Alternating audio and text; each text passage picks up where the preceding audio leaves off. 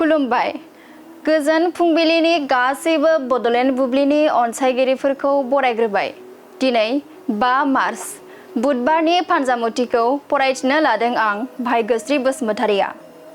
फानजामुथिनि गिबियाव दं मेष राशि। नोंथाङा लुबैनाय मुवाखौ मोनफुंनाय नङा, गोसोखौ असान्थि मोनबाय थागोन। वृष राशि। नंखाय बाथ्राखौ लानानैनो गुबुनजों सावरायखुमा जानो हागौ, गुबुननि गाज्रि नोजोराव गोग्लैगोन। मिथुन राशि। गावनि सांग्रांथि गैयैयावनो मोनखानाय मुवाखौ खोमाना लाफिननांगोन, उनदाहा खालामनांगोन। कर्कट राशि। नोंथांनि गोसोनि हास्थायनाया मोगथां महर मोनगोन, रंजा खुसिनि सान जागोन। सिंह राशि।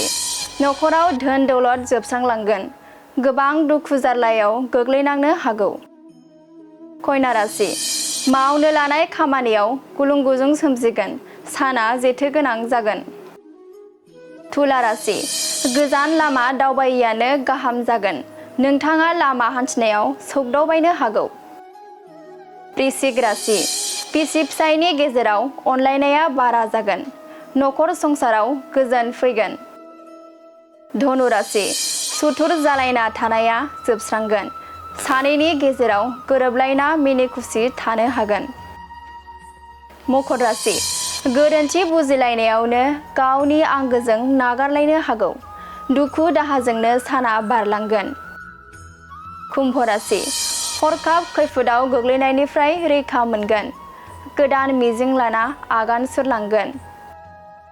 मीन राशि। थांखिखौ जाफुंसार होनायाव गोबां बोलो बाहायनांगोन, देहाखौ जोबोरैनो मेंखांनाय मोनगोन। दिनै सानसेनि राशि फरायथिनायाबो एसेनोसै। आसा खालामो नोंथांनि दिनैनि साना मोजाङै मोजां थांगोन, बेखौ बड'लेण्ड बुब्लि नखरनिफ्राय मिजिंथिबाय। गोजोन्थों।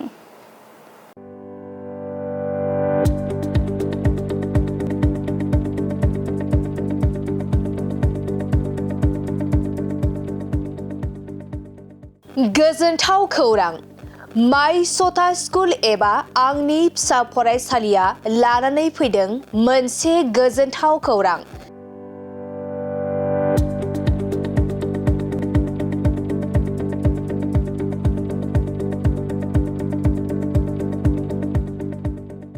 क'क्राझार सहरनि जेडि र'डजों थांग्रा वार्ड नं 4आव माय सथा स्कुल एबा आंनि फिसा फरायसालियाव डे केयार, नार्सारि, LKG, UKGनि थाखाय मुं थिसननाया सोलिगासिनो दं।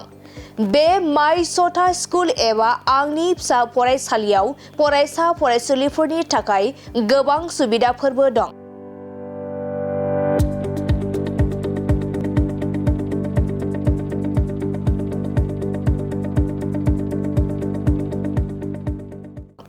अब्ला नोंथाङा माखौथो नायबाय थाखो? नैबे माय सथा स्कुलाव नोंथाङा नोंथांनि उन्दै गथ'साफोरखौ मुं थिसननो थाखाय साखाफारा जादो। माय सथा स्कुल एबा आंनि फिसा फरायसालियाव नोंथाङा थोंजोङै खौरां लानो थाखाय 8099887781 नङाब्ला 9531281982 बे मबाइल नाम्बारनि गेजेरजों खौरां लाहरनो हागोन।